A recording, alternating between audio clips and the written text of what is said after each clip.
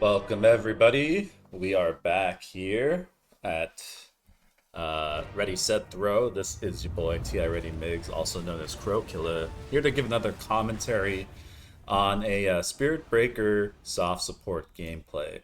Um, it's one of In those case things you're where wondering, I've been it's having some in the success with bag. Clockwork. If you check out my previous video as Prepare hearts for or battle. as soft support, What have I but got here?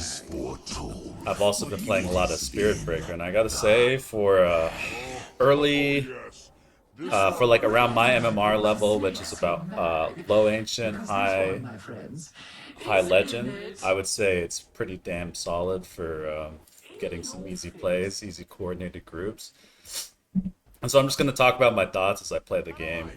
One of the things that I really like from watching a lot of TI is this year's TI was this basically this crow killing ward that you can put behind the enemy lines here, and it's nice for spotting crows when you have the time to do so. I'm gonna put the player view towards me just because kind of 30 talking more about seconds my to battle. perspective, my thoughts as I'm playing the game. And so as we're going and we're starting this game here, I put it blue. I kind of know it's going to get dewarded. It's honestly a really lazy ward, but sometimes I just want to put it there so I don't have to think about it, and I guarantee it's probably going to get dewarded right away if anyone, like any common player, is going to deward. Which is why I'm going to show some other tactics that I like to do to set up my lane. And so I sometimes get a little ballsy The here. battle I do begins. like I do like stealing the rune from under the Dyer's nose if I can, or the Radion. You kind of around the I'd say around the 13 to 10 second mark, you just kind of run in and try and take the rune. It's really unfortunate when there's multiple people there and they kill you, but sometimes you got to take risks to get a little bit ahead. And right here, I'm thinking in this lane is one Earthshaker hard support is, as you can see, it got taken out. But Earthshaker hard support is really not that intimidating. If he gets a good wall, that's probably the scariest thing. But in all honesty, he doesn't have much pressure. He's a melee hero. He has to get up to auto you, and so honestly, the Deuce is more scary than the Earthshaker. It's one of those things where I'm just trying to grab this wave here that's coming up at the 50. And ideally, if I do this right, I'll be able to pull through the small camp here. And the creeps will actually block the camp so that I don't have to stand in there. And I'll basically be wasting a lot of time. Now, this wall I thought was really unfortunate because I thought I only pulled one of the creeps. But for whatever reason, they ended up following me to the ends of the earth, which was awesome. And so now our Veno is set to have a wave fully to themselves here, which is like in this lane here. It's one of those things worth noting, like because I'm playing with one of my, I guess, higher ranked friends, Ti Ready Mono de Dios, also known as Johnny, also known as Silent Mosh Pit, and the thing with Venomancer is you wanna be able to get a good level advantage early because I mean your spells really start to scale well, and I know that if I can get to level three, if I can get Venom to level three and I can get level two, that's where we can start forming the basis for like a kill lane, especially with this sort of composition here where you have Earthshaker, and he really doesn't bring that much to the lane. Like he doesn't set up kills. He barely does any harass. And the best thing he can do is Dyer's kind of top tower do is under attack. do some like creep block shenanigans, which I don't think he was even doing this game.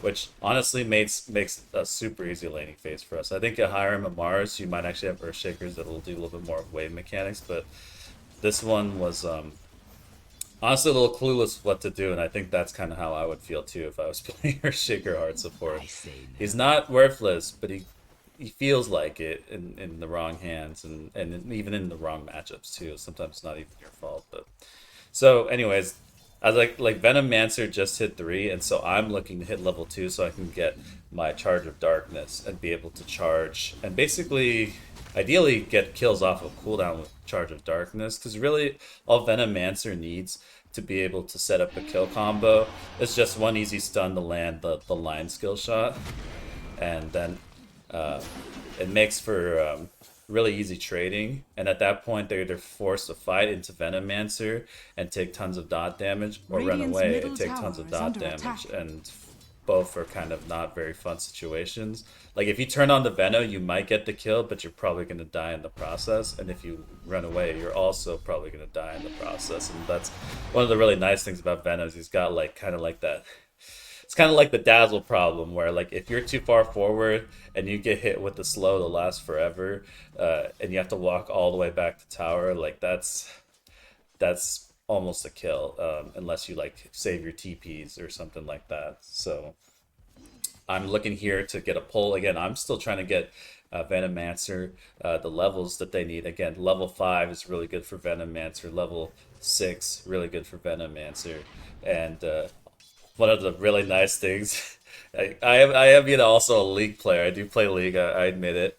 I like both MOBAs, but I love it that you can kind of do League tactics here, where you can teleport back to base like you would a recall in League, and then I can just charge of darkness all the way back to lane. It makes, honestly, if you're a League player, I would say Spirit Breaker is very friendly on that front. You just have to be really tight with the way that you lane as a hearts or as a soft support, because in all honesty you kind of are the same way as Earthshaker. You don't bring a lot to a lane on zone. You don't have good harass. Like you charge in and you hope to get a proc on your bash, and if you don't get that proc and they decide to trade against you, then it can go like 50-50 or just straight up bad.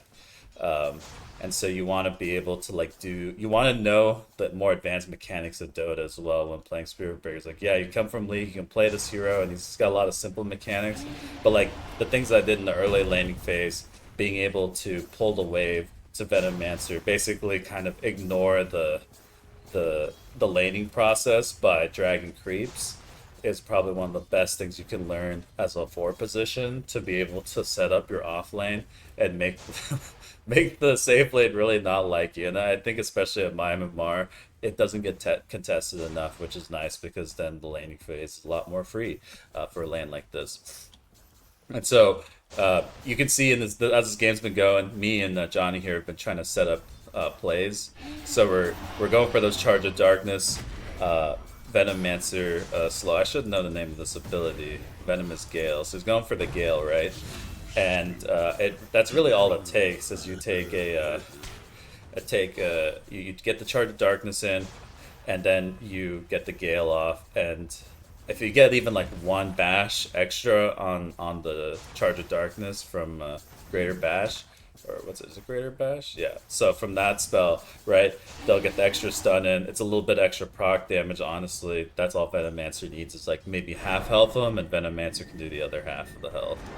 One of the nice things about Spirit Breaker is that, you know, you can charge to different parts of the map with ease.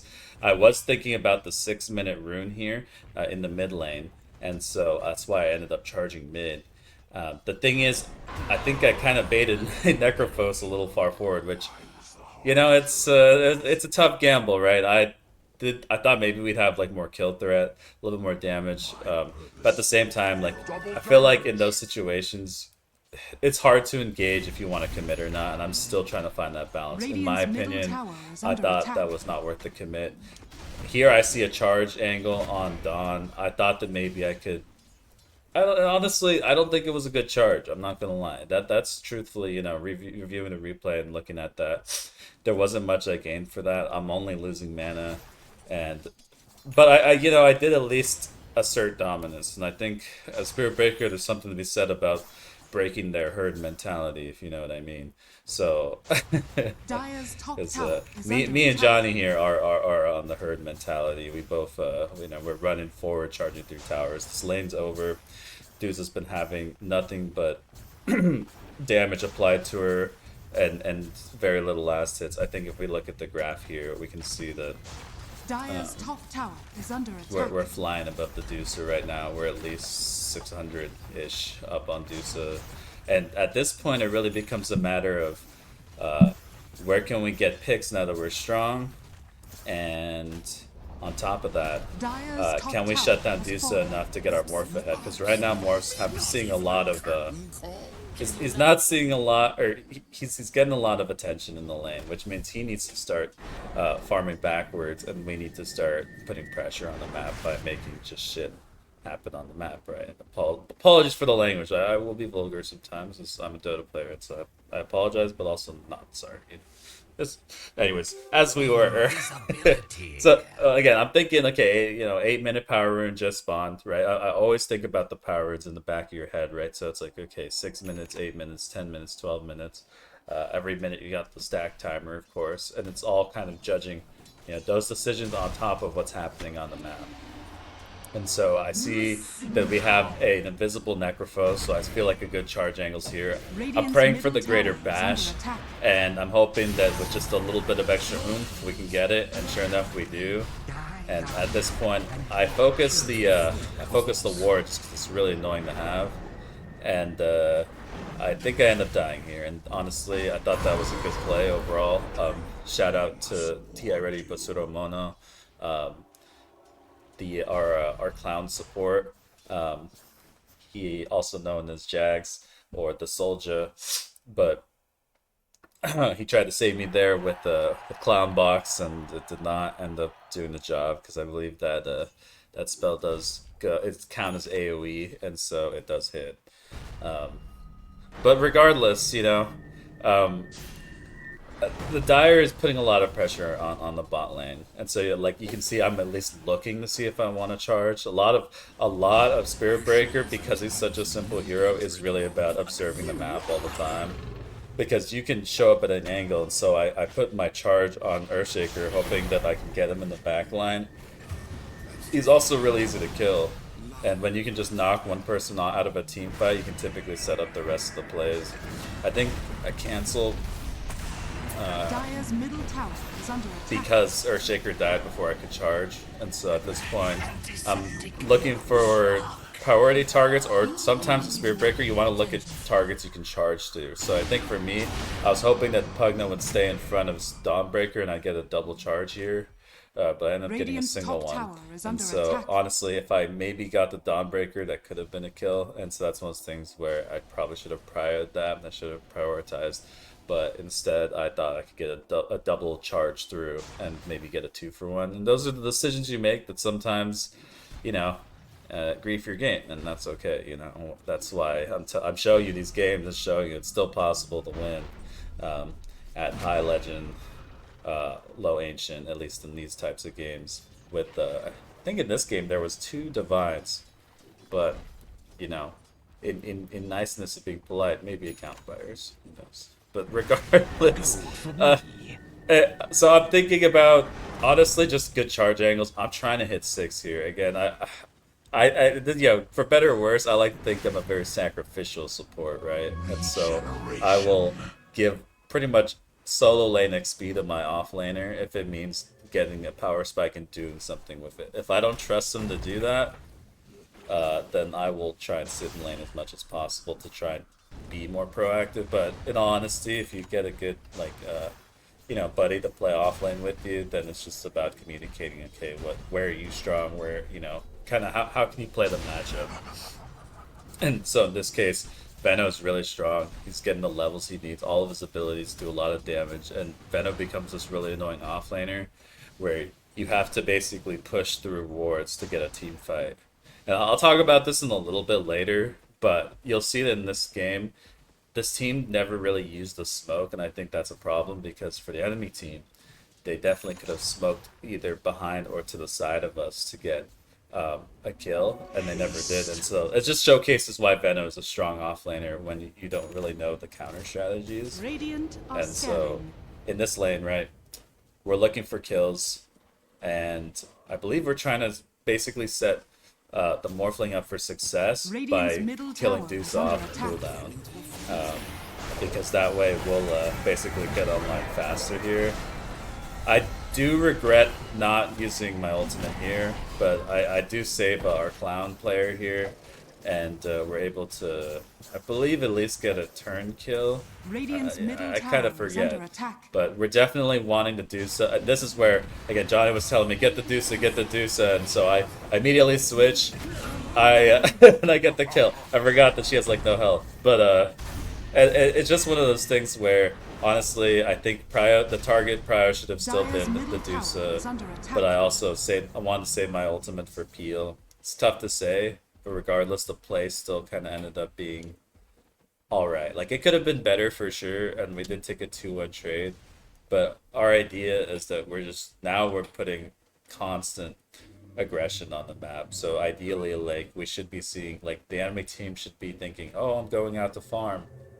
Oh man, cow charged me. Team, where are you? And you should constantly, if you're getting that mentality on the enemy team, right? That's perfect because then they're not thinking about Radiant's middle how tower to is actually under attack. cohesively make a play. So that's why being aggressive can be good as long as you're making like smart aggressive plays. At least that's what I tell myself. So when I grief, I feel good, right? But the idea is that we want to put Morphling to feel like safe to farm anywhere they want, where because again they're just chugging, making money, and so we're trying to help them get to that slot machine status. And in the meantime, here, right? I see a good wave to farm. This is the nice thing about SBs. You can clear waves or at the very least kind of like add damage to the wave. I definitely did not want to stick around and see what OD had to offer for me. And I'm glad also that they aren't like quick on their fingers. I think again, maybe higher levels of gameplay here. I think I just die. But it's worth noting that, some people don't have fast fingers, so you can get a charge through without getting targeted. Uh, that's why it's nice also when you know you're about to hit the target that you activate Bulldoze so that you get the increased status duration. And you don't have to worry about how you apply Bulldoze until after they get like a Yule Scepter. Then you might need to worry about applying Bulldoze after you get Yule Scepter. There's a little bit of leak. If you're a leak player, you can dodge skill shots, and that's kind of what I did here. And so the fight gets going. I stick around in case maybe I get like a clutch charge, but either way, it's sort of a grief. And in all honesty, I think no one ended up dying. So it was like a weird trade where we wanted to initiate, we wanted to make a play, but they did a really good job defending. And like if you watch a lot of Pro TI games too, if they can minimize their losses, they will, right? So like I saw this is a bad angle, and I just left. Radiant's It's like bottom sometimes, tower is under attack. and especially when you're playing someone Radiant's bottom like Spirit tower Breaker, has it fallen. really is about gauging how much do I want to engage, and like because Dire's there is a point of structures no are return. fortified. If you like go for that second auto attack or third auto Dire's attack, middle tower is that under is the attack. difference between you making it out of a fight and sticking in where you shouldn't and dying. But finding that point too is good Dire's because middle tower getting an has extra been bash denied. might also be the difference in a team fight. So those are the decisions you make when playing this hero. It's a lot of very simple. I charge in, I do something, but how far do you charge in?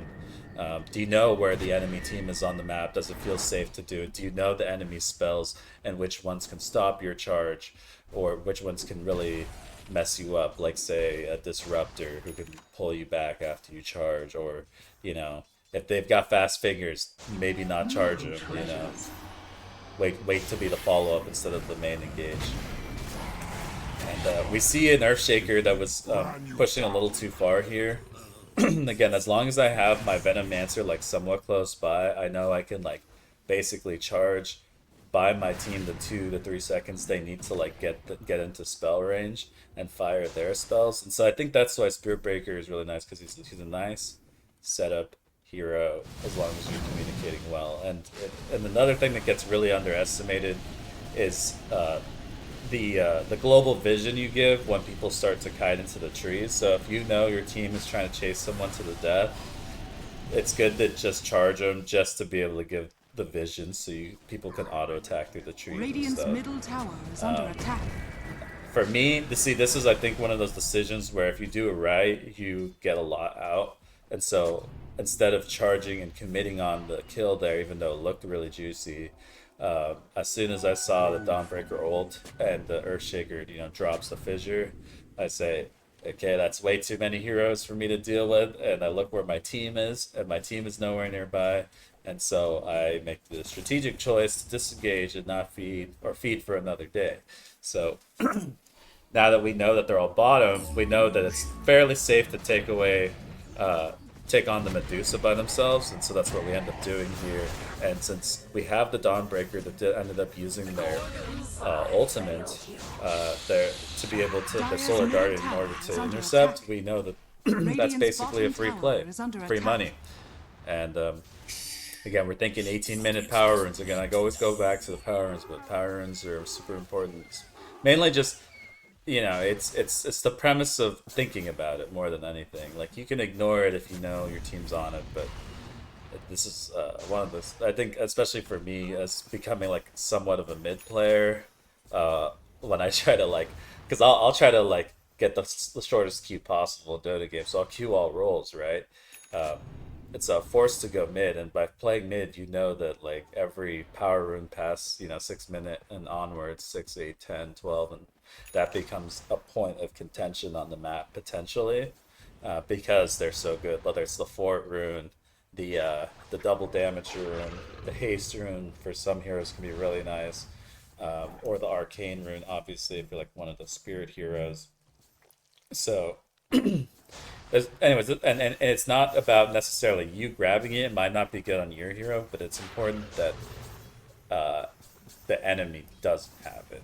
So it's Dire's more bottom about the tower is ladder, under attack. right? It's about Radiant's you middle you tower take it is so they under can't attack. have it.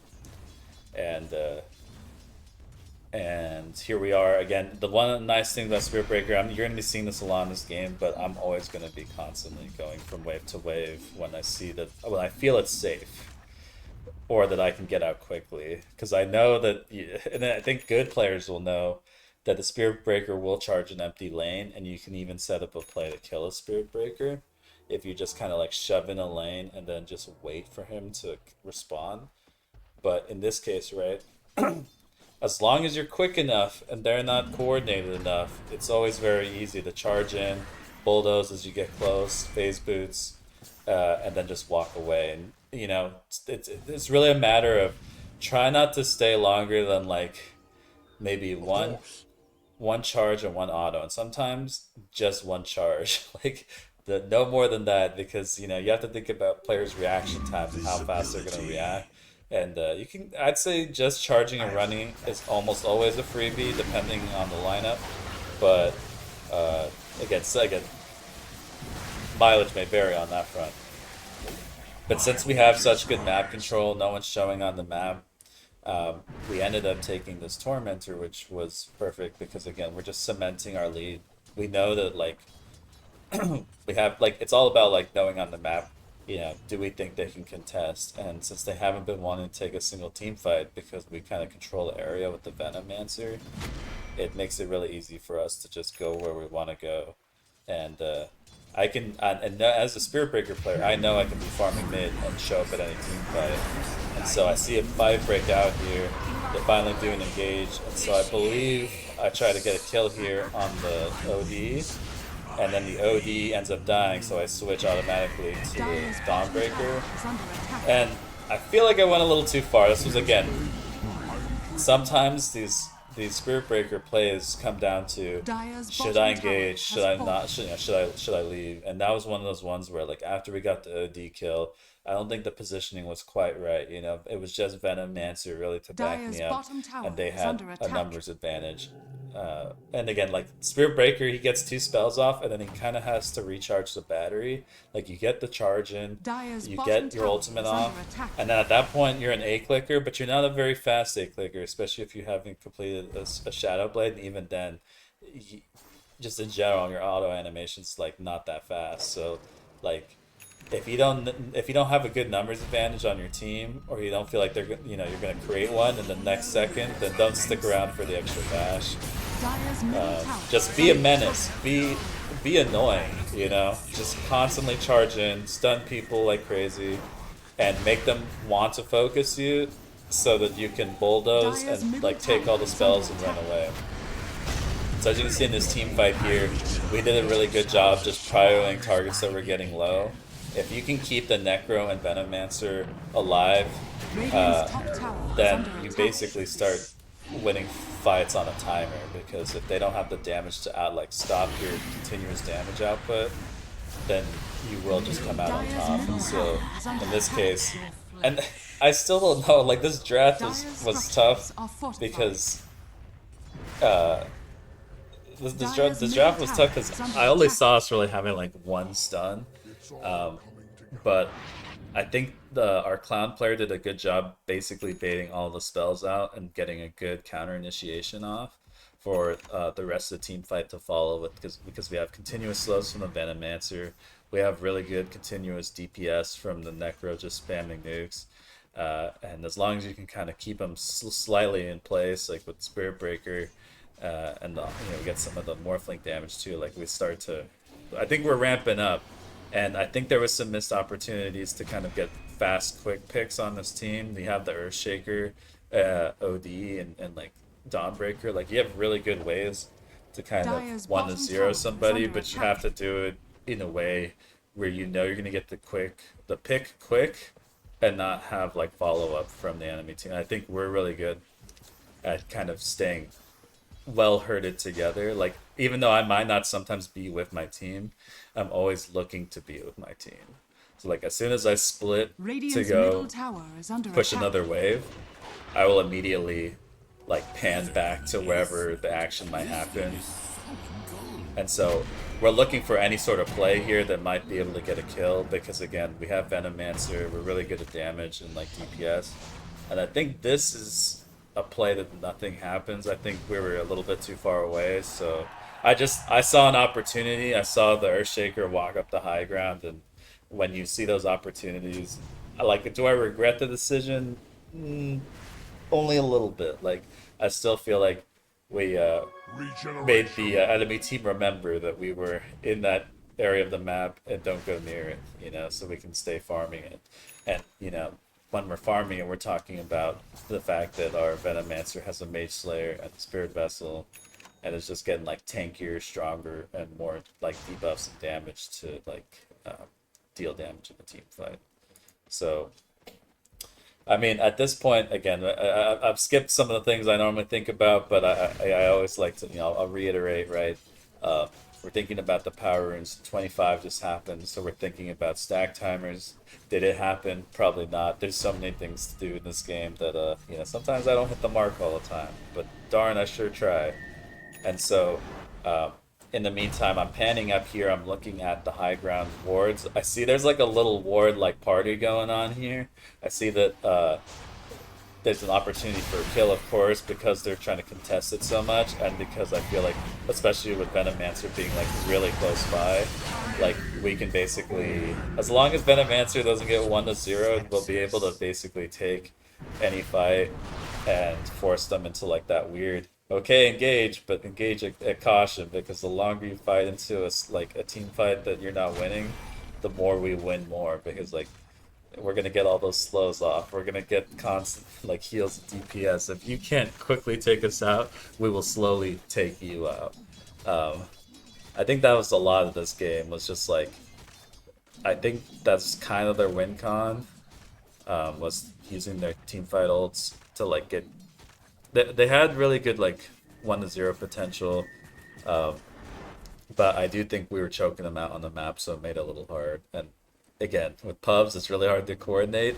Just like I'm surprised we're coordinated as well as we are, but we are in a 3 stack, so it does kind of take at least some of the randomness out of it and more of the flame in the voice chat. So those are your poisons of Dota. And again, I'm panning back. I know we got wards there, so like anywhere we have vision as Spirit Breaker, you have to think you are the bull that protects the vision, right? Like because you need vision to be able to do your work, right? You need vision to be able to start the charge. Protecting those spots of vision is important if you know that it's worth it. It's one of those things where let the vision go if you're just gonna feed, right? Like if it's a numbers advantage or you can't quickly get out, don't do it. But you should always be looking to protect your vision, and you always can because you can charge and immediately be there. So you'll see like half my game, I'm like sometimes I'll just A-click the wave, I'll miss a CS or two, because to me I feel like it's more important to just be there whenever a fight starts. Like I think a really impressive Spirit Breaker immediately charges when something good is happening. You're identifying opportunities. I like to go for the squishy supports or for the multiple charge angle. It really depends. Ideally both, because the supports are sitting in the back. In this case, I believe I may have gotten a kill if the Pugna didn't do his crazy heal. But because that happened, I was able to kind of disengage, and this is what you have to do as Spirit Breaker, right? You disengage, re-engage. Like, that's actually one of the beautiful things about this hero, is that you have the ability to, like, still enter the fight after leaving it for, like, walking a long distance. And so, like, nobody wants to chase you. Like, chasing a Spirit Breaker feels just as bad as, like, it's just bad. You don't want to chase a Spirit Breaker. Most of the time it's going to outrun you. And even if you are faster, if he gets a charge angle to another part of the map, then you definitely can't keep up with them. And so, as long as if you see that they've dropped aggro on you, that means you can retake up the aggro, assuming you're, like, healthy enough. And so sometimes you'll even see on my Spirit Breaker that I will, like, try to get as much spells damage as I can when I charge within reason. And then if I take a lot of damage, I'll immediately TP out and just charge from base back in with a full health pool. That way I can just rinse and repeat, do the same thing. Soak spells, deal stuns, and basically feel like a giant menace, like just some, like, raging bull just charging lines through the battlefield and never quite you're never quite able to stop it, like that's how it should feel, right? And so we did a good job, starting to take these tier 2s, and I believe we're just starting to do that classic, we're thinking about that classic end here. Like, this is, like, if you're playing Dota, you're playing good Dota, fast Dota, you want to start clearing out the map and being able to put pressure by taking those towers out. Unfortunately, this team fight broke out here. I tried to get a multi-charge angle and I only got one. And there wasn't a lot of people around at the time this fight started, so it was a weird fight where we go 1-for-1, and I forget if there was much after this, but it's one of those things where it's okay, fight started and both are kind of equally strong. And also, like, sometimes showing first is not always a good thing. So, back in, like, we have this, like, we back up into the shadows, they back up into the shadows, and now it becomes another kind of guessing game of what's the best angle to start a fight. And I feel like Dota at a higher level starts getting to, like, that point of, like, are we at a good point to start a fight? It's not just like fight. It's like how, positioning, itemization, and so on. Who's alive, who's not, etc. And then, like, taking those strategic retreats when you need to. So I see some stuff's going on. I know it won't hurt if I charge in because I've got bulldoze. So I decided to at least attempt to join this to see if there might have been an angle afterwards. And since there wasn't, I just walked away. And I think I forget how much happens here. But again, I'm always looking for the charge angle where I can at least, like, charge in, get a bash or two, and it never hurts. Like, for the most part, unless they're, like, super fed, you can always do that. Like, just charge in, get a bash, get maybe a second with an auto, and if that doesn't happen, walk away, recharge your cooldowns, do it again. And so it ended up being a really good angle where we turned to the round, and it's just, again, it's a lot of keeping them in place. We had a really good high ground advantage too, so they, like, ended up fighting up the high ground where Morphling was able to just do a lot. And so at this point, we're feeling really strong, and I wouldn't call the game over, but it's starting to feel that way. We control a lot of the map, and, like, this is the point where, like, it helps. You have to, I feel like as an enemy team, you have to make some sort of smoke play at some point. Like, there's, like, no matter what, there will always be, like, the classic, you can't beat 3 lanes at once, or you can, but you're gonna not be able to cover them all. And so, like, here I am pushing this wave. I could have maybe got jumped on if, like, the Earthshaker did his wombo combo and, like, OD was there. But instead, what ends up happening here, I think, is just us sort of engaging on them. And, like, I end up going for the charge ult, thinking I could have pulled them in place long enough, and sure enough, it ends up starting, like, a little skirmish here, where they kind of overcommit. Like, they should have walked back up the high ground, but they keep fighting here, and again, fighting up the high ground while we have a Venomancer, a Necrophos, it's a tough proposition, Dire's right? You middle want to tower get those has picks fallen. if you can, especially when you're this far behind. But again, like you'll see, like that banish that just happened because I had bulldoze on lasted like no time at all, unless I was able to just Dire's middle bulldoze or like barracks has charge, fallen. you know, bash, get the bulldoze off, or and then and, I got domed, I got astral imprisoned, and then because I had Dire's bulldoze on, bottom tower it is under lasted attack. like 80% less, or like sorry, yeah, 80% less, so or 70%. I think it's 70. So 70% of whatever that long in banishment is, you can always kind of until they get like super omega fed, or they have some way of immediately like stopping you from doing that. Which again, I can't list them all yet because I haven't run into all of them. Dire's But just bottom just tower kind of is under know attack. the heroes that will mess you up, which aren't very many. Um, and then just otherwise you charge in, charge out, repeat. And this was a fight where I think we were almost not ready, but we are really ahead. So even though this Venno dies, our team is basically able to kind of go in for the counter engage. You'll see a really clean ultimate from the clown Dire's here. middle barracks are And under at attack. this point, it's like as long as we set up stuns here, like Morphling just gets to do what he wants. And so right now, I believe I'm chasing. We're just chasing anyone that like sticks around the fight. And in the meantime, we're also setting up for the Morphling play. And the nice thing is you can kind of participate Dire's in two middle fights tower at is once. You'll under notice in attack. some games of Dota, like, team fights will kind of split into two sometimes. They'll be like, oh, well, Dire's this middle person was barracks has mispositioned, so, fallen. 3 people are hitting him there. There's another 2 people hitting him there. That's kind of like the classic, Dire's the middle pub tower scenario, right? has Where fallen. nobody knows which one's the right target. Dire's And so middle what's nice tower is if is you can under clean attack. up a fight quickly with Spirit Dire's Breaker, middle tower you can has still fallen. join the second fight as long as your charge is up. Making mistakes. So honestly, this was a very Making nice, mistakes is clean game, where I Dire's think we did the structures right are thing. fortified. We kept Dusa dead as much as we can. Dire's We ancient is closed under out the attack. map, which I think was super important. That means putting up the vision, defending the vision. Then honestly, Radiant just looking at that victory. early laning phase, like the things I did to set that up so that the Venomancer could just be this wall of protection as we just slowly closed out the map and pushed it in, I think really set us up for like this game to kind of just follow to the end.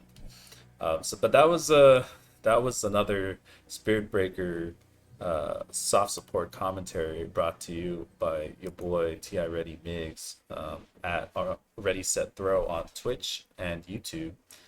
And so again, one of these things you'll see here is yeah, everyone did a good job. Let's throw out the GGs. And I think, like I said, the amount of smokes that were bought on the enemy team, I feel like probably pretty lackluster. I probably didn't buy that many either, so it's tough to say. I bought one smoke. So they bought a lot of smokes, but I feel like they didn't do a lot with them. So I don't know. It's tough to say, right? But I think I did it, when it comes to itemization here, right? Phaser's Jewel Scepter, that was for the Pugna, and also the ability to maybe dodge either the Dawnbreaker ult or the Earthshaker sort of big combo. Well, that one's kind of tough to time, but because you are Earthshaker, your stuns last a little bit less, and so you're able to Wind Waker a little bit faster than like your allies. So that's, and then also honestly, Wind Waker, solid movement speed item, gives Spirit Breaker one thing he really wants, which is mana and mana regen. It's like the best, like you'll find that like one charge, one bulldoze, one ult will basically drain your entire mana pool. You'll probably be able to use one more charge, and then you'll have to either like kind of clarity up, bottle up if you're a mid laner, or just TP back to base to be able to recharge it. And so that's why it's, again, you want to be kind of like, when you charge, it's a decision, right? Because you're saying I want to burn my mana bar, and so just keeping in mind that, and then the Yules is a nice item to cover. And then this again, I take these builds a lot from high MMR players. So like what I show you is what I watch on Dota Pro Tracker, and I try to mimic as best as I can, with my own flavor and twist, aka more of the griefing.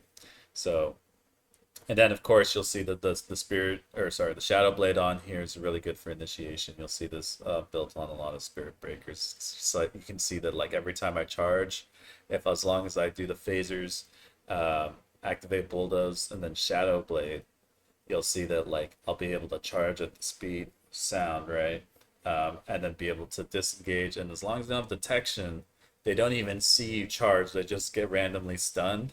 And then they're like, darn you, Spirit Breakers. They, wag their finger out at you. So like it makes it a lot easier to disengage when you're invisible. Because then that means they have to have really fast fingers to be able to stop you from charging. But yeah, so that was another Spirit Breaker soft support gameplay. I hope you all enjoyed. This is one of the things that I want to bring to the Dota 2 community, is just more commentary on these high MMR videos. And even though I'm not like the highest MMR, I can at least show you like semi-high MMR, but with commentary, so you can see my thoughts and my decisions. And if you like the video, please comment, like, subscribe. It's all good, and stuff for the algorithm, and it makes me wanting to just keep doing this awesome Dota 2 content for you all. And so thank you all for watching, and I will see you all next time. Y'all have a good one.